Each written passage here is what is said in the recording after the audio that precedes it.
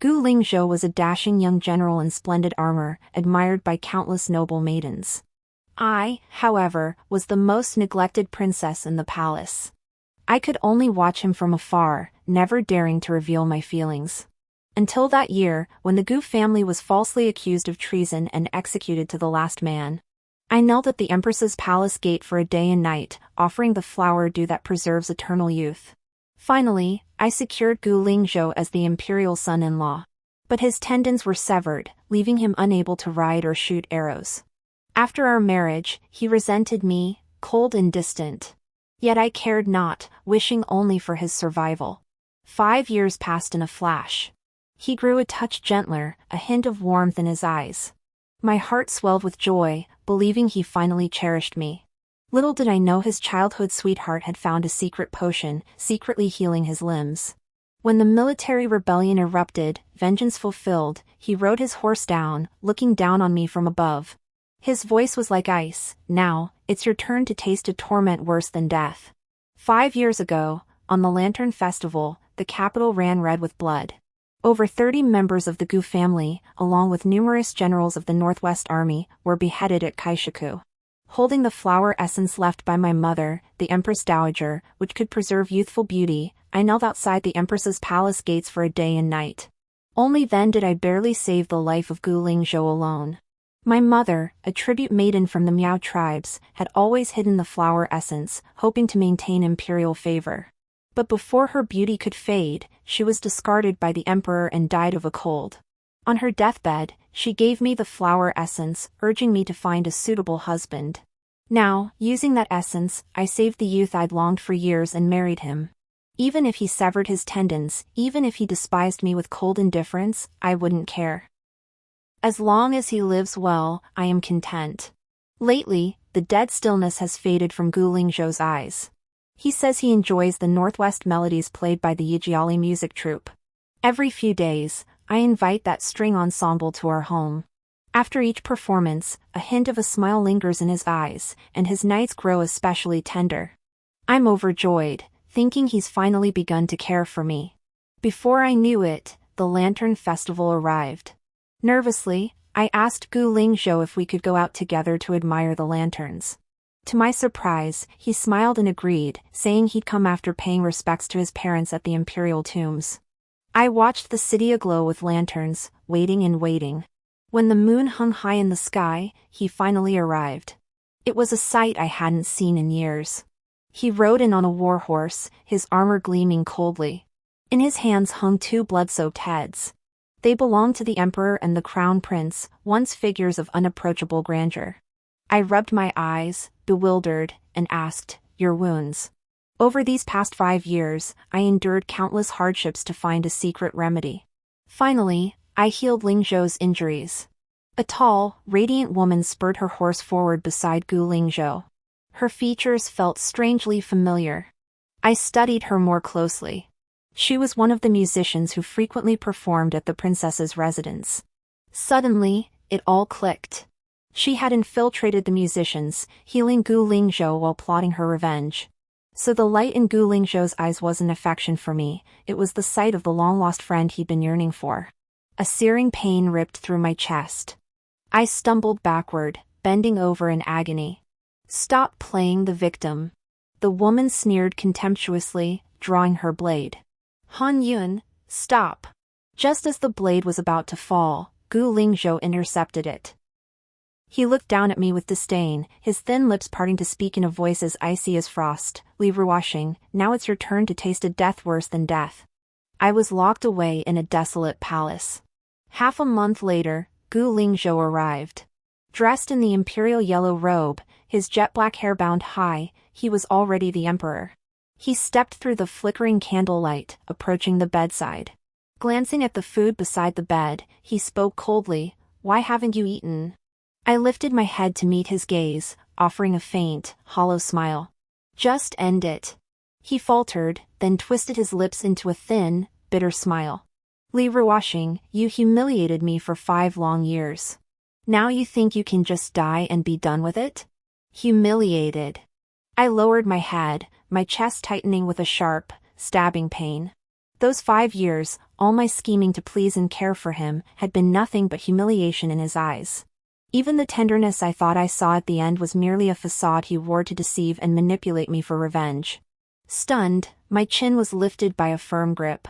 Gu Lingzhou lifted the still warm soup bowl and took a sip. He leaned down to kiss me, prying open my lips and tongue to feed the soup into my mouth. No. I struggled desperately, my wrists bound to the bedhead chains, the skin raw and bleeding. He saw it, gripped my hands, and forced them high above my head. He took another sip and fed it to me. Again and again. Even after the final spoonful, he refused to leave, pinning me beneath him completely. Exhausted from struggling, I gasped for breath. Gu Lingzhou, I hate you. The words froze both of us. Years ago, he had said the same words to me. Back then, though the emperor spared his life, he ordered his tendons severed. He refused food and water, seeking only death. I had no choice but to bind him to the bed with ropes, feeding him by mouth each day. In our struggle, both our lips bore wounds. Our blood mingled, indistinguishable. He survived, yet his hatred for me ran deep. Gritting his teeth, he declared, Li Ruoxing, I hate you. But I told him I didn't care, only that he live on. Now, the tables had turned. His gaze wavered, and he released the hand that held me captive. Li Ruoxing, he said, hate me as much as you wish. I couldn't care less. With that, he turned away indifferently and walked straight out. The next day, the palace maid brought the meal as usual. His Majesty has ordered that if the princess still refuses to eat, he will come again. The maid paused, then added softly, His Majesty's wedding is approaching. He consults with General Xiao Hanyun daily about the ceremony arrangements. This servant dares to advise your highness, if you persist in causing such a scene that His Majesty must come personally, and word reaches General Xiao, I fear you will suffer even greater hardship. So that was it. Gratitude welled up within me, and I offered her a smile. Thank you for the warning. After that, I lived quietly through my days of confinement. Several days passed without incident. That night, the door opened once more. It was Gu Lingzhou again, yet he looked different from before. His eyes were rimmed with a crimson flush, as if stained with rouge. His chest heaved up and down, as if struggling to suppress agony. I knew the state of his all too well. In an instant, I understood, it was the day his love poison flared up again. Years ago, he had offended the crown prince. Shortly after their marriage, the crown prince had him seized and taken to a brothel. When I arrived, he had already been forced to ingest the love poison, pinned to the ground by several eunuchs. Beside them, the crown prince laughed heartily, Western enchantment. It strikes once a month, with no cure. From now on, every month, I shall come to see how that arrogant Gu Lingzhou begs for pleasure beneath the eunuchs. I lunged forward like a madwoman, shoving the eunuchs off him. Then I fixed the crown prince with a deathly stare, enunciating each word, I know your private affairs with the harem. If you don't want this to become public knowledge, don't come near Lingzhou again. The crown prince's expression shifted several times before he finally swept his sleeve and stormed off. I held the burning Gu Lingzhou tightly against me. It's okay now. I'm here. Let's go home. But before I could finish, he pushed me down, pinning me beneath him. In that dim, cramped room, we became husband and wife for the first time. After that, every month on this day, it would be the same. In the darkness, his desire surged like a tidal wave, threatening to swallow me whole. Lost in passion, I murmured his name over and over, whispering my love. His response was always silence and relentless, desperate clinging until dawn. But now, with Xiao Hanyun and all the women in the palace, why did he need to come to me for the antidote? I retreated deeper into the bed. Go. I don't want to see you. He fluttered his long lashes, his slightly reddened eyes glistening. His scorching arms wrapped around my waist. You are my wife. Wife. I laughed as if hearing a joke. Aren't you about to marry? Go find Xiao Hanyun. If you can't bear to see her suffer before her wedding, there are so many women in the harem. Any one of them is better than me. Mid-sentence, he stuffed something into my mouth and lowered his head to kiss me. Until it melted. What did you feed me? He watched me silently, then suddenly smiled. His eyes brimmed with springtime lust, an indescribable, dazzling allure. The western region's enchantment that Crown Prince Li Zhao fed me back then. From now on, every month, you'll taste the torment I endured. I can seek other women, but who else could you possibly find besides me? I stared blankly at him, as if I'd never known him before. Gradually, I was swallowed by endless despair. Why? Everything I did before was only to protect you, to let you live well. Why treat me this way? Why?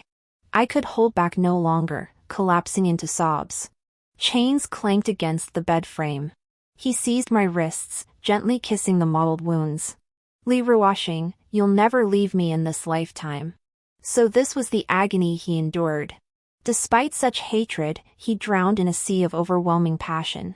The poison of passion took hold swiftly, robbing me of all reason.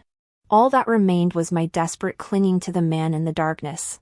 Before slipping into unconsciousness, I faintly heard a low, hushed sigh by my ear. Xinger, you cannot abandon me. When I awoke, it was already the afternoon of the following day. The palace maids tidied the disheveled bedding and brought in the evening meal. While I was eating, a tall figure entered. Though clad in elaborate court robes, every movement radiated a bold, heroic spirit. It was Xiao Hanyun. Her gaze sharpened when she caught sight of the mottled marks at my collar. Li Ruoxing, you're truly despicable. Even looking like a stray dog, you still dare to seduce Ling Zhou. I set down my chopsticks and replied calmly, does General Xiao require something? She raised an eyebrow at me, her smile bright and unapologetic. Ling Zhou and I are to be married soon. Oh, I responded, my heart unmoved. Congratulations. But you, a remnant of the former dynasty, still lingering here, are quite an eyesore. Ling Zhou finds it inconvenient to deal with you himself, so I shall see you off. See me off. Hearing those 4 words, a surge of unexpected joy welled up inside me. I couldn't help but offer my sincere thanks. Thank you, General Xiao.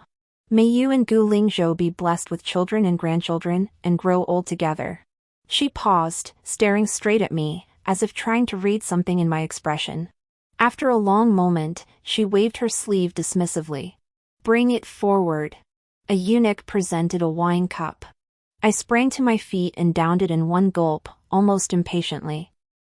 Pain surged through me instantly, and blood gushed forth in great mouthfuls. Before darkness engulfed me completely, I sensed raging flames erupting beside me. Amidst the sky-piercing blaze, people rushed over in panic. It's terrible! The Lanqiu Palace is on fire. Quick, put out the fire! Amid the chaos, a tall, slender figure staggered toward the inferno. What are you all standing around for? Stop His Majesty! Xiao Hanyun's fierce command sent all the guards rushing to block him. Get out of my way! Let me in! Even when his limbs were severed and he was reduced to a cripple, Gu Lingzhou had never acted like this.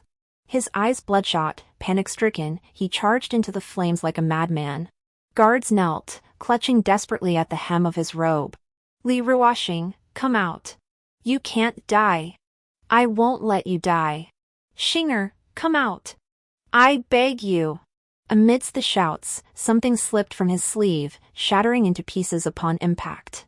It resembled a jade hairpin, carved with the stone orchid Li Ruoxing cherished most. I hear Gu Lingzhou has returned to the capital and will attend tonight's palace banquet. Back then, he single-handedly defeated the crown prince's entire guard. That single victory made him famous overnight, winning the hearts of countless young ladies. I blinked, scanning the surroundings. The palace maids, upon seeing me, merely gave a perfunctory curtsy, murmuring third princess before resuming their chatter. Everything felt so familiar. I suddenly grabbed one of them, demanding, "What year is this? What banquet is being held?" I realized I had been reborn. Back to the very day my father, the emperor, issued the order to arrest Gu Lingzhou. Tonight's banquet was actually a trap. The moment Gu Lingzhou entered the palace, he would be immediately thrown into the imperial dungeon. Caught off guard, the Northwest Army, leaderless, was swiftly disarmed by the emperor. Afterwards, over 30 members of the Gu family, from his parents down to his younger brother not yet 10, were all executed. I returned to my chambers, sitting alone by the window as the sun sank below the horizon. My heart was in turmoil. The Gu family was utterly innocent. Could I truly stand by and watch them die? Memories of my past life flashed through my mind. Gu Lingzhou, desperate for death. Gu Lingzhou, covered in blood. Gu Lingzhou, who fed me the poison of love. Gu Lingzhou, who swore never to leave me. Gritting my teeth, I picked up a brush and wrote, "Beware of treachery tonight.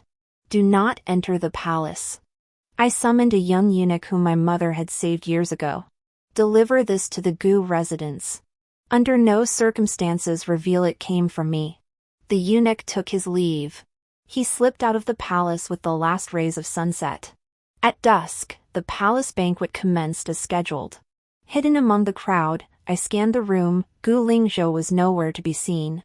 Father Emperor's face darkened, and soon he swept his sleeves and left. The banquet ended in discord.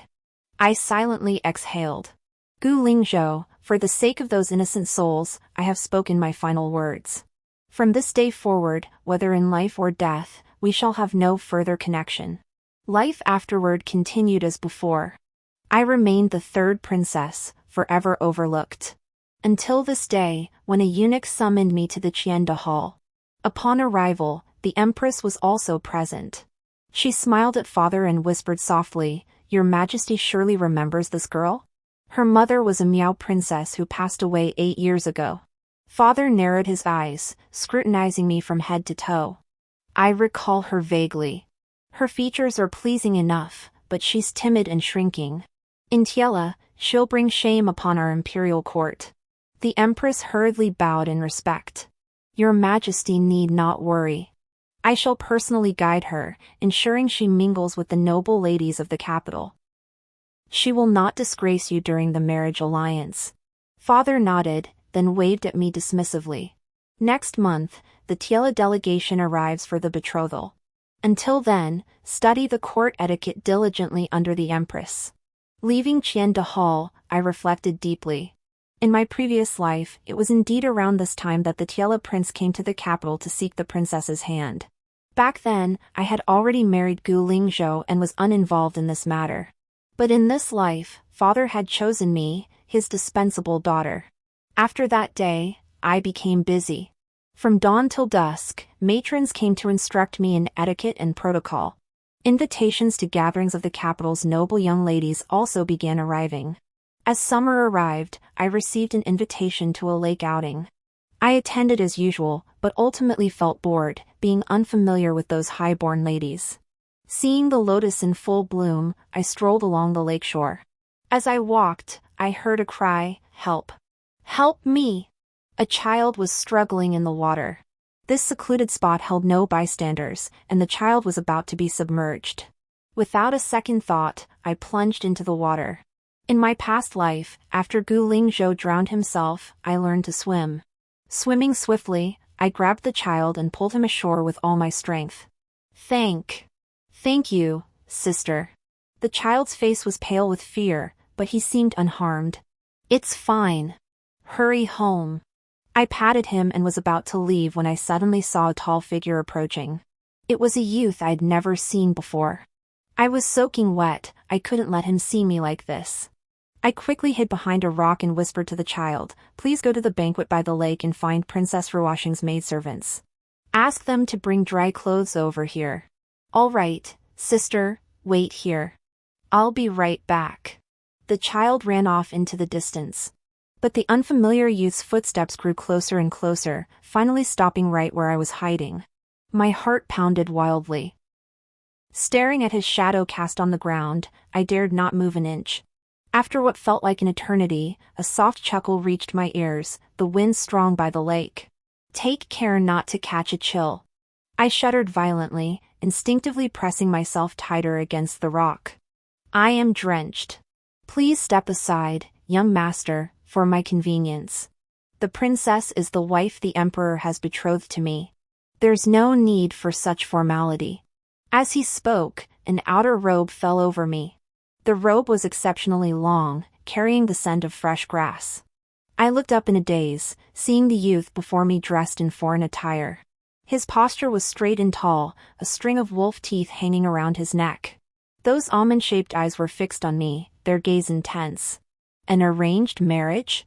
Could he be the Tila prince who came to the capital to seek a bride? Just as I was puzzled, another cheerful voice rang out, "Brother, the princess who just saved me is hiding over here." Before I could react, the child ran toward me, laughing. "Don't be afraid, sister. This is my brother. He's here to help you." Following his voice, I turned my gaze. My entire body froze instantly. It was that face, so familiar. Gu Lingzhou stood with his hands behind his back not far away, his eyes sweeping over the cloak wrapped around me. His eyes were deep and dark, as if hiding a storm. "You brat! The princess told you to find a maid, not your brother." Prince Tila stepped forward, shielding me completely behind him. My brother is the kindest person in the world. He wouldn't hurt you, sister." The child looked at me earnestly, his voice tinged with urgency. "Sister, you must believe me." I stared blankly at him, images of the Gu family's memorial tablets flooding my mind. He was Gu Lingzhou's younger brother, Gu Zining, who had died at just 8 years old in my previous life. The cold, lifeless name on the tablet had become a vibrant child. In that moment, my heart swelled with countless emotions. My younger brother is still young. He couldn't find the princess's maidservant, so he called for me. Gu Lingzhou suddenly spoke, his voice flat and devoid of emotion. "Your servant knows of a secluded courtyard nearby. If the princess does not mind, she may go there to change her clothes. There's no need to trouble General Gu." I refused without hesitation. Gu Lingzhou's long lashes fluttered, his lips tightening slightly as he opened his mouth to speak. But the Tiela prince beat him to it. "Don't you Central Plains people have a saying about men and women not touching each other? If Xing is to marry me, how could she possibly go with you to some secluded courtyard?" With that, he seized my hand, his brows arching in a gentle smile. "My horse is up ahead. I'll escort you back." I nodded and hurried after him. As we walked further away, I thought I heard Gu Zining calling sister. Unable to resist, I turned back. There he stood, waving vigorously at me. Beside him, Gu Lingzhou stood with hands clasped behind his back, his gaze fixed on the direction I was leaving. Just then, a pair of hands, calloused from labor, cupped my chin, turning my head back. "My name is Ease. In the Central Plains terms, I am your betrothed." The eyes before me sparkled brightly, like stars fallen from the sky. "Stop looking at him. I think I'm much better looking than he is." My face flushed crimson, and I quickly lowered my head. "I've met Prince Ease." A bright laugh rang in my ears. "Li Ruoxing, you're truly beautiful, even more so when you blush. Before this, I thought you were an ugly duckling." Confused, I asked, "Why?" When the Central Plains Emperor agreed so readily to the marriage alliance, I assumed he'd send his ugliest daughter to marry me. Each scratched his head sheepishly as he spoke. "Never imagined you'd be this lovely, with a heart as pure as a fairy's. When we return to Tiela, Father Khan and Mother will be overjoyed to see what a splendid bride I've brought home." He reached out and ruffled my hair as he spoke. "You're just too thin. The steppe winters are bitter cold. You must gain some weight, or you'll catch illness easily." My face flushed even redder, and I could only nod silently with my head bowed. His smile deepened as he swung himself onto his horse, then reached out his arm to me. "Come, I'll escort you back." Ever since being chosen for the marriage alliance, to honor the occasion, my father the emperor had granted me a princess's residence. It was the very same place as in my previous life. At the gate, Ease helped me dismount, then waved goodbye. "Tomorrow I'll take you horseback riding. My horsemanship and archery are superb, you'll see, you'll definitely fall for me." Such blunt words left me at a loss for how to respond, even with 2 lifetimes of experience.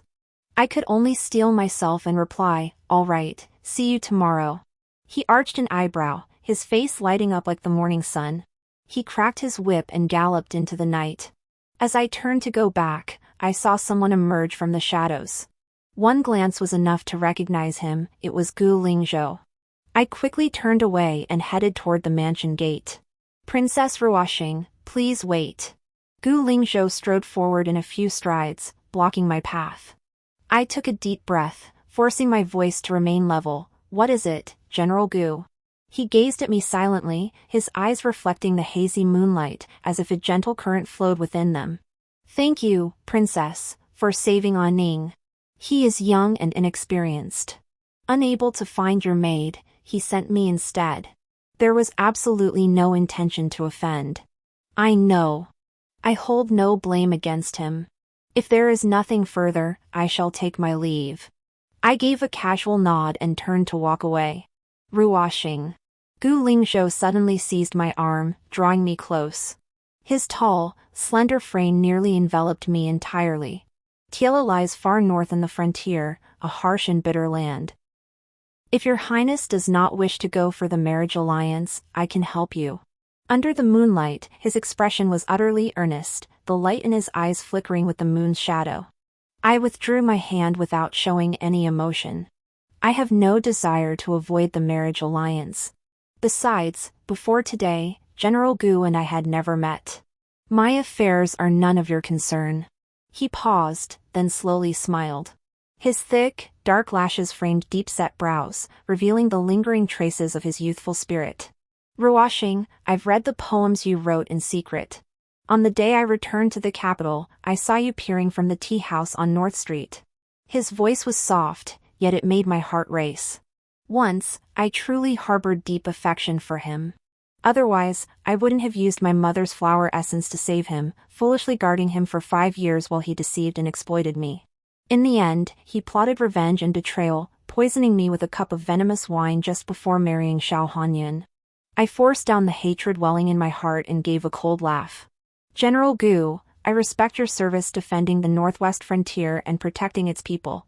But this act of ruining my reputation is a grave offense of disrespect. Should it happen again, I will report it to His Majesty for severe punishment." With that, I shoved him away forcefully and strode straight into the mansion.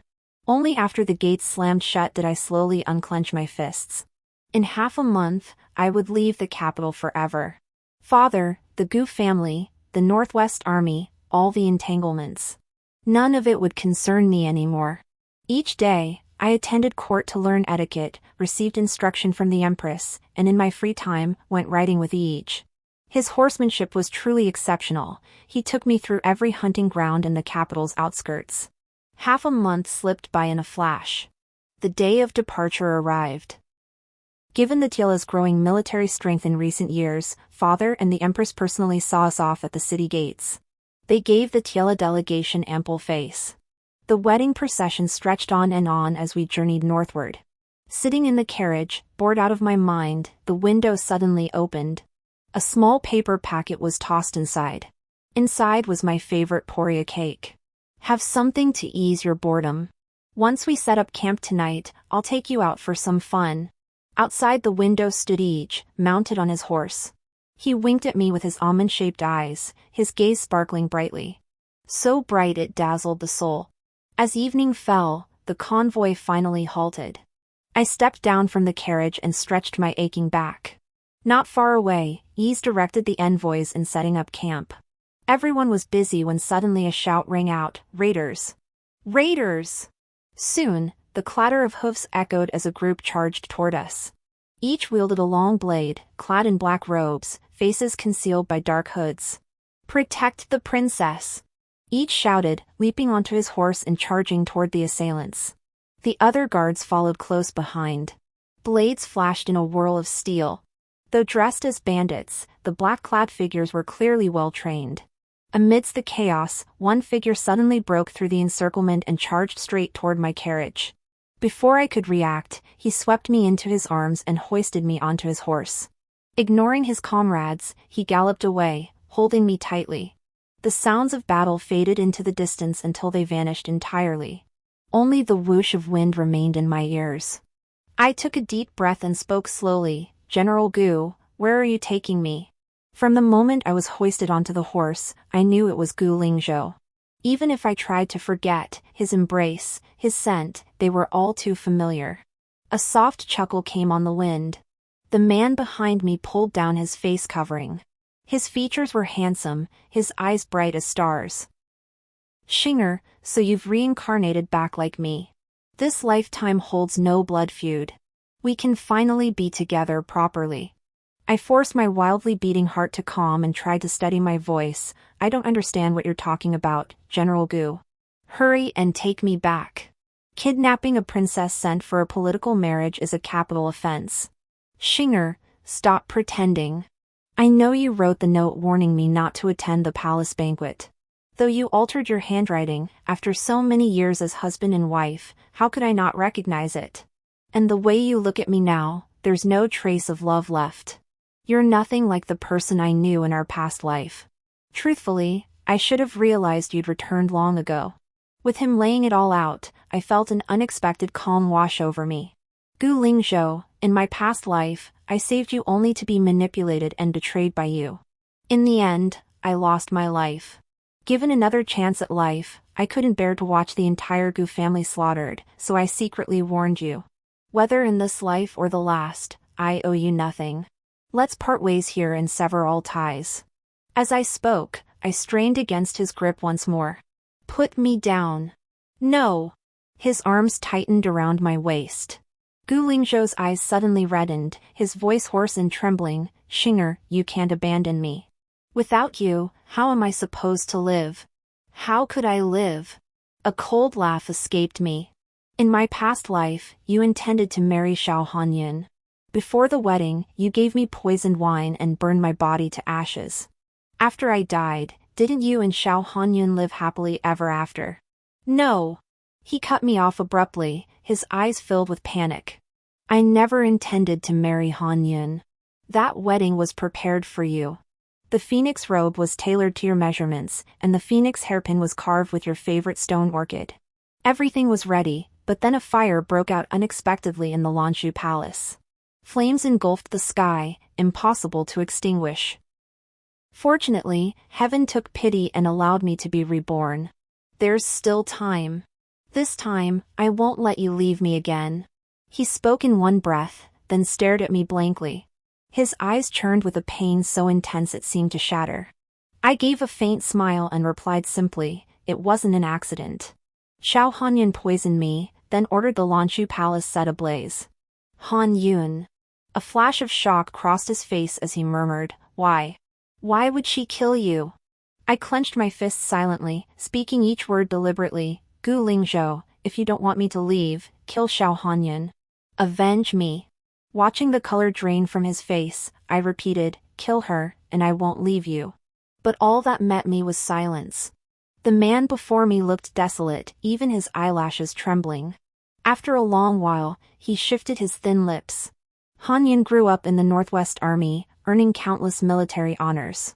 In my past life, she risked her life multiple times to find medicine for me. I promise this lifetime, I won't let her harm you again. Is that okay? Please, Xinger. This was a Gu Lingzhou I'd never seen before. Humble and helpless, like an abandoned child afraid of being discarded. Yet it plunged my heart into an abyss. Gu Lingzhou, you disgust me. If you refuse to avenge me, then let me go. But no matter how I struggled, I couldn't break free from his grip. His eyes held an unshakable obsession. Xinger, in this life, I will never let you leave me again. Gu Lingzhou brought me all the way to the frontier outpost where the Northwest Army was stationed. Having been reborn, he certainly wouldn't linger long in the capital, that place of intrigue and strife. As long as he held military power, Father Emperor would always fear him and dare not act. Early that morning, the door pushed open. Sitting by the window, I didn't even turn my head, only coldly ordered, get out. I don't want to see you. Sister, it's me. A childish voice called out. It was Gu Zining, whom I hadn't seen in ages. He stood at the doorway, watching me, his large eyes brimming with eagerness and caution. My heart softened, and I spoke more gently, I'm sorry. I thought it was Gu Lingzhou. His face lit up instantly. He ran over and grabbed my sleeve. Sister Xinger, I know you like that Tiela prince and hate that brother kidnapped you. But brother did it for your own good. The Tiela are wicked, always plotting to invade the south. If war really breaks out, you'll get caught up in it, sister. I'm not lying. You have to believe me, sister. His expression was utterly earnest, his gaze clear and sincere as he looked at me. I smiled and ruffled his hair. Sister believes you. It's precisely because the Tiela want to invade the south that I'm going to marry into their tribe, to do everything I can to keep the frontier peaceful. But keeping the frontier peaceful doesn't require a marriage alliance. With my brother here, they won't take a single step south. As he spoke, his face lit up with admiration and longing.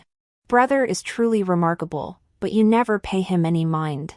He must be so heartbroken. Many times, I've seen him standing silently outside your tent until dawn. Brother is the best person in the world, Sister Shinger. Please don't dislike him. Could you just talk to him? How could Gu Zining, a simple child, understand the tangled enmity between me and Gu Lingzhou? Seeing the sincerity and earnest plea in his face, I sighed softly. All right. Wonderful. His eyes lit up instantly, as if he'd encountered the happiest thing in the world. He grabbed my hand and couldn't stop smiling. We chatted for a long while, until noon, when he reluctantly left. Before departing, he tugged at my sleeve, asking hesitantly, Sister Shinger, can I come visit you often? I smiled and nodded. Of course you can. From then on, Gu Zining came to see me every few days. Each time he brought gifts, claiming they were carefully chosen by him. A hairpin carved with stone orchids, a sachet embroidered with orchid grass, a jade rabbit with red coral eyes. All were things I had cherished in my past life.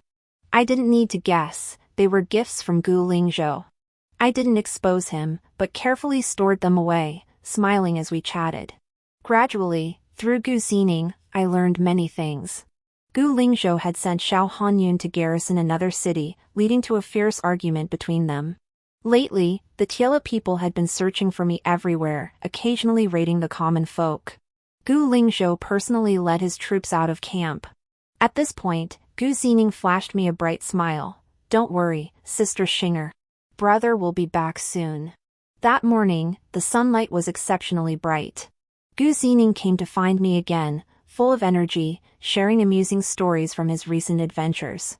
But I kept staring out the window, my interest waning. Sister Shinger, what's wrong? He blinked his big eyes, looking genuinely concerned. I sighed softly. The weather is so lovely outside, but I can't go out. Even your stories lose their charm when I listen too long. He suddenly seemed at a loss, lowering his head as his voice caught. I'm sorry. Brother won't let me. I know. Gu Lingzhou ordered someone to watch me, not letting me leave. Don't be sad. I don't blame you. I smiled reassuringly. But his eyes were red, and he looked like he was about to cry. I patted his shoulder again. Sister's feeling a bit troubled today. You should go back first. I won't leave. He suddenly lifted his head and grabbed my hand tightly. Sister Shinger, I can sneak you out to play. I was taken aback. How could that be? If anyone finds out, you'll be punished. It's okay. His eyes sparkled brightly, and he flashed a brilliant smile again. Sister Shinger, if you change into a soldier's clothes and come with me, no one will recognize you. With that, he turned and dashed toward the door. I'll go get the clothes. I'll be right back. Sure enough, Gu Zining returned shortly.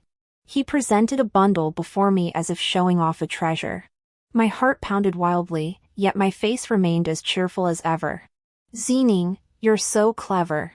Thank you. After changing into the clothes and putting on the hat, I lowered my head to lead the horse as Gu Zining walked me to the camp gate. The weather's fine today. I'm going out for a horse ride. The guard immediately waved us through, adding with concern, Young master, would you like extra guards? Not necessary, Gu Zining gestured toward me. Having him along is enough. We rode straight out of camp, sharing one horse as we galloped toward the countryside. Sister Shinger, look! The azaleas are blooming. Following Gu Zining's pointing finger, I saw a patch of azaleas blooming on a distant hillside. How beautiful! I've never seen anything like this in the capital. These are mountain azaleas, he said, raising his eyebrows with a hint of pride. I'll pick some for you. Surprise flashed across my face, but I quickly shook my head. That mountain is quite high. It's dangerous. It's fine. I know how to climb mountains now. He leaped from his horse and dashed toward the slope. I watched his small figure struggle upward, step by step. Several times, his foot nearly slipped. Finally, he reached the summit, gathered a large bunch of azaleas, and waved vigorously at me. His smile shone as brightly as the morning sun. Sister Shinger, I got the flowers. This was the moment I'd been waiting for all along. I turned my horse around and cracked the whip sharply. The horse bolted forward. At that moment, Gu Xingning was still atop the mountain. The longer it took him to return to camp and find someone, the greater my chance to escape. Sister Shinger, where are you going? Don't leave me behind. Why did you lie to me? Sister Shinger, why? Behind me, Gu Xingning's heart-wrenching cries echoed. His sobs carried profound despair and grievance. Tears welled up in my own eyes, unstoppable. I'm sorry. I deceived you. I exploited a child's innocence and unwavering trust. But this was my only way to escape Gu Lingzhou. I'm sorry. Gu Xingning had said he hadn't returned to the Tila royal court, but had been searching for me all along at the frontier outposts. After wandering on horseback for over half a month, I finally found his camp. Arriving at the camp gate, I pulled out the token I'd kept close to my body all along. This was Iza's unique token. In Tiela, seeing this token was like seeing him in person. He said that in the Central Plains, it was customary to exchange tokens of affection. Giving me this token was like having him by my side at all times. The guarding soldier, upon seeing the token, immediately saluted. So you are an envoy from the Central Plains. The prince's tent is over there. I paused, puzzled as to why he called me an envoy. It was probably because, for the sake of convenience during my journey, I had been dressed as a man all this time. Following the soldier's pointing hand, I approached the main tent. Just as I was about to enter, voices drifted out from within. It was Iza's voice, speaking Tiela. Back then, the Empress had hired several Tiela tutors for me. After months of diligent study, I could barely understand it now. The Emperor of the Central Plains has sent a secret letter. Next month, he will order Gu Lingzhou to lead the Northwest Army to the river valley. We will ambush him there and surely take his life. With such a great achievement, the old Khan will surely pass the throne to you. Another unfamiliar voice responded, first with joy, then with concern, but earlier, the Central Plains Emperor had us fabricate evidence of Gu Lingzhou's treason and rebellion, promising his execution. Yet Gu Lingzhou is still alive and well. This time, there won't be any more mishaps, will there? After a moment of silence, Iza's voice sounded again. His tone was flat, laced with icy murderous intent. This time, I will not let him escape. The Central Emperor is blind.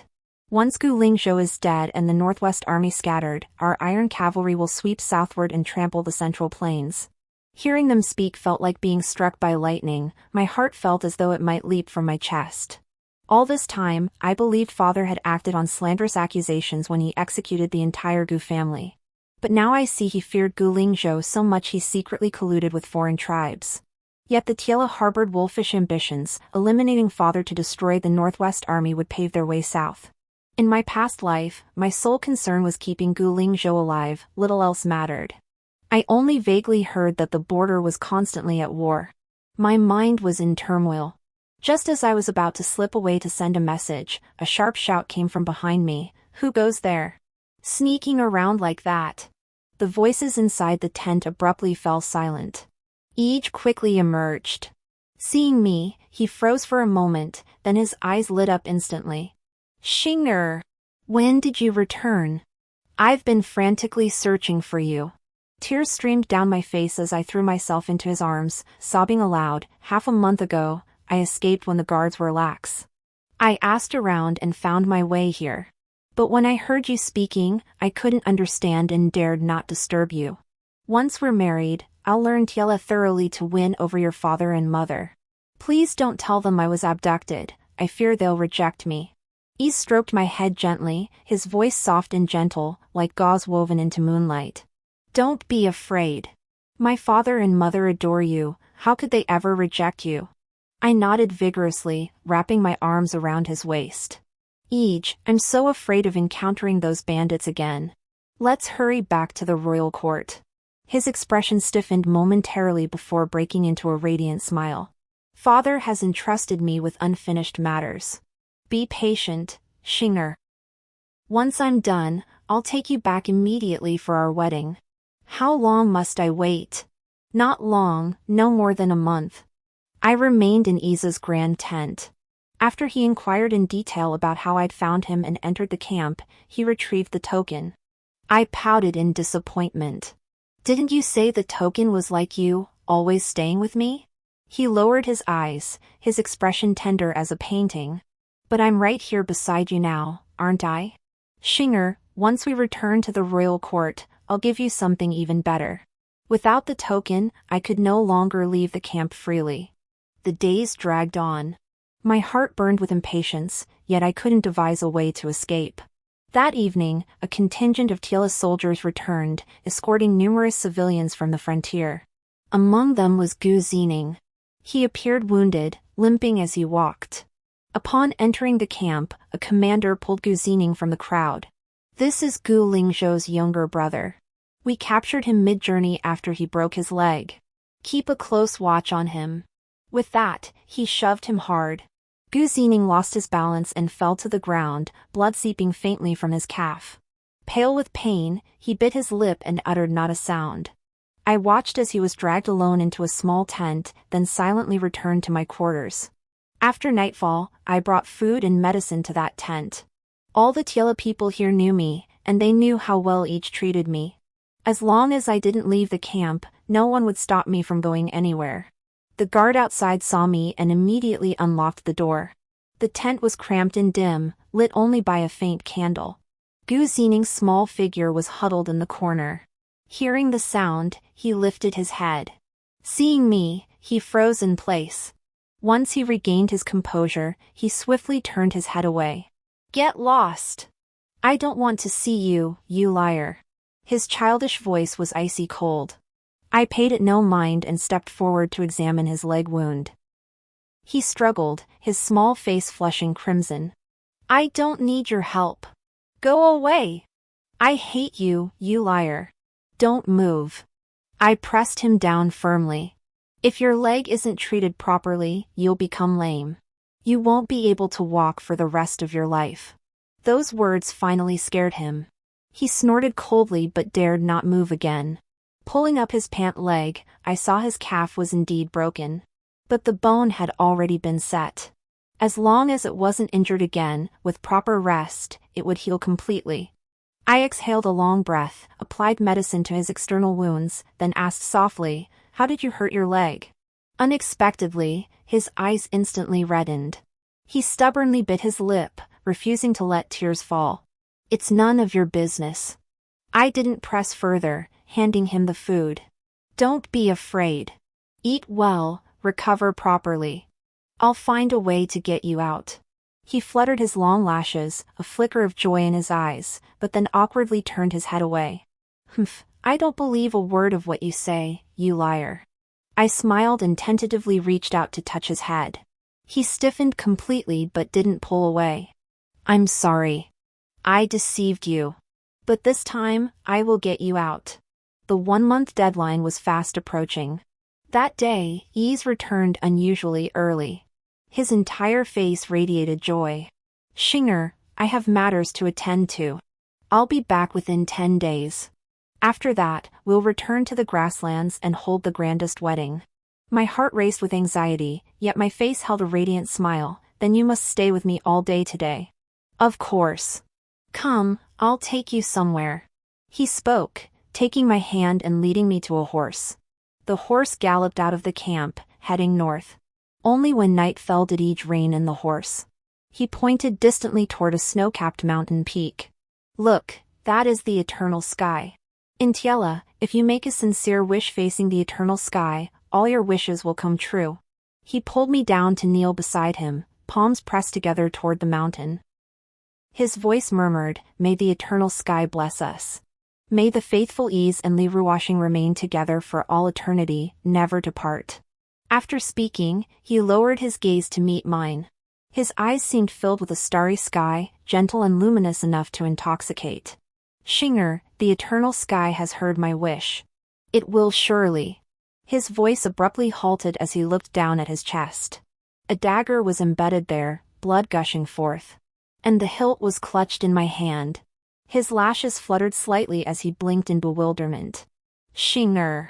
Staring at the crimson staining my hands, I pulled the blade free and thrust it in again with all my strength. Survival instinct made him instinctively draw the sword at his waist and slash at me. A cold gleam flashed. Just as the blade was about to slice my throat, he abruptly stopped it. At the same moment, my dagger plunged once more into his chest.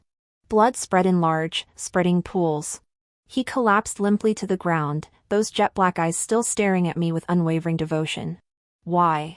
As he spoke, a crimson trail wound its way down the corner of his mouth. I won't let you ambush the Northwest Army. A flicker of realization crossed his face.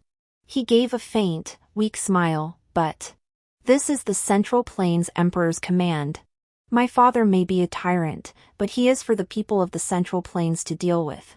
I will never permit the Tiela to invade the South and bring calamity upon the common folk. Speaking, I reached into the front of his robe. In the warmth, I found the token. I tucked it away and rode back to camp.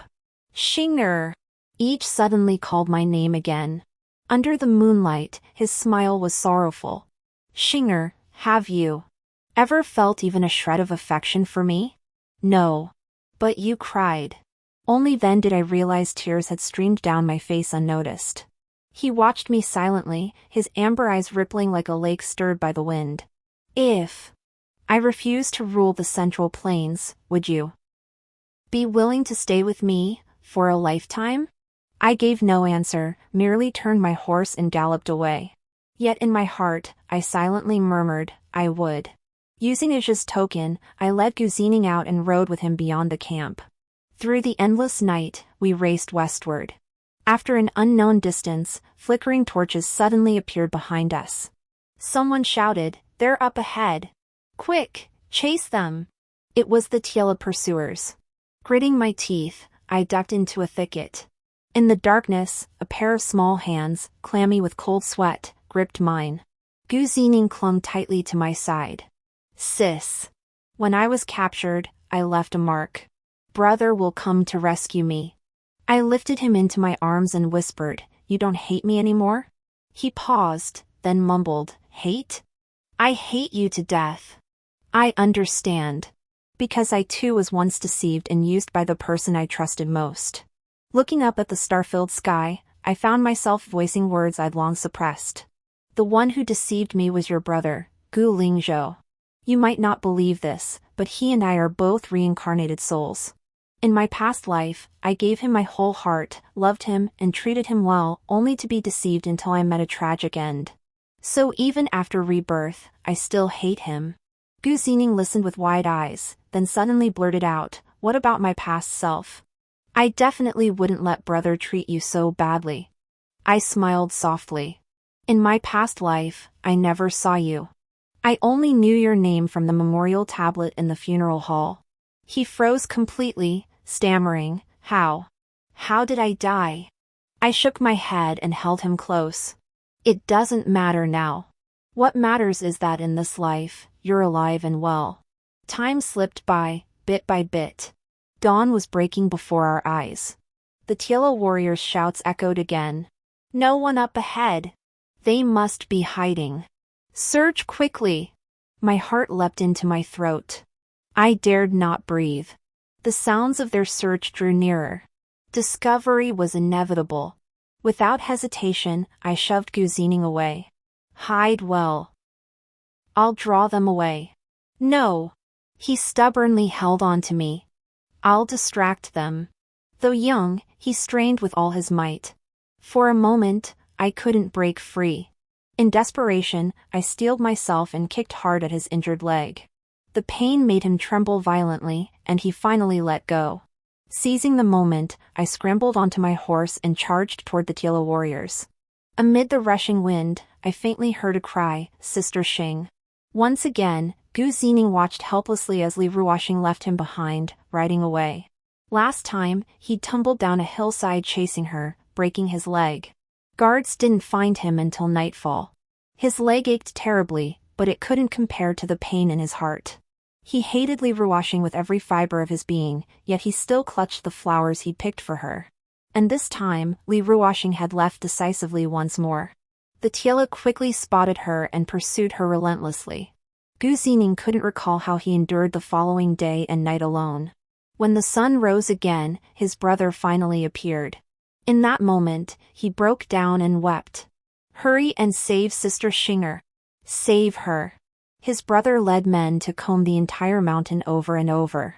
Finally, they found the horse grazing near the cliff's edge. Beside it lay traces of a fall. His brother, mad with grief, lunged toward the drop, only to be held back by soldiers' desperate grip. "Xinger, you can't abandon me again. I beg you, Xinger, don't leave me behind once more." The mountain echoed with his brother's frenzied cries. Gu Zining listened, recalling the words Leverwashing had spoken about her past life. He knew she hadn't lied to him. The Tiela prince, Ajie, was dead. Amidst the chaos, the brothers' forces stormed and captured the main camp. There, they discovered numerous secret imperial letters. Each detailed plots to frame the Gu family and the Northwest Army. Her brother secured the letters and marched his army straight for the capital. He declared he would expose these truths to the world and overthrow the tyrant. From the imperial court to the common folk, hearts had long been yearning for change. His call to arms found instant support. On the day they stormed the capital, even the city's citizens lined the streets to welcome them. Her brother slew the emperor and the crown prince, ultimately ascending to the supreme throne. He then issued an edict, proclaiming Gu Zining as crown prince. The court erupted in uproar. How could such a young emperor ever produce an heir? Only Gu Zining understood. His brother's heart had died alongside Sister Xinger. Time slipped by, and 8 years passed in the blink of an eye. Yet for his brother, it felt like an eternity. His hair had turned white, his frame bent, and he coughed through the long nights. Finally, on this day, his life's lamp burned out. Holding Gu Zining's hand in his final moments, he whispered softly, "Aning, I'm going to find Xinger. Not seeing you marry is my deepest regret. Now that the court is stable, you needn't deny yourself. Marry the woman you truly love." Gu Zining nodded solemnly. That night, his elder brother passed away suddenly. He left behind a posthumous decree, ordering Xiao Hanyun to be executed with poisoned wine. "Miss Xing, bring me a jug of wine, the strongest kind. Right away." I deftly opened the jar, poured the wine, and sealed the opening in one fluid motion. "Here you go, big brother. Come back for more if you like it." It had been several years since I arrived in this frontier town. The locals here were simple and unrestrained, with a deep love for wine, so I started a business selling it. Today was the Dragon Boat Festival, and business was exceptionally good. By midday, all the wine was sold out. I packed up early and headed home, but from afar, I saw a figure standing at the door. A moon-colored brocade robe, a jade crown adorning his head. His entire being radiated an air of noble refinement, utterly out of place in this small town. "You are..." I stared blankly, feeling a sense of familiarity. His expression softened instantly, his eyes welling up. "Sister Xinger." Memories surged back in an instant. "Zining?" I quickly regained my composure and hurriedly curtsied. "Greetings, Your Majesty." A pair of long, jade-like hands steadied me, the scent of dragon saliva perfume wafting over me. "Sister Xinger, I've waited 8 years for you. Will you come back with me?" I was utterly bewildered. "Go back? Where?" "Back to the palace." I shook my head hastily. "I won't go back. Don't be afraid, Sister Xinger. I'll protect you." His features were as beautiful as warm jade, his eyes brimming with affection. "I know I'm unworthy of you, sister, but I want to ask." As he spoke, his face flushed, radiant as spring blossoms. "Sister Xinger, I've grown up now. I want to ask you. May I?" I froze, utterly speechless. Just as I struggled for words, a series of hoarse, intermittent coughs echoed through the courtyard. "Xinger, who's there?" With the voice, a figure emerged. Slender in form, pale of complexion. Only a pair of fiery peach blossom eyes shone brightly and captivatingly. I hurried over, took that person's arm, and turned to Guzining with a light smile. I already have a husband. I cannot return with you. The end.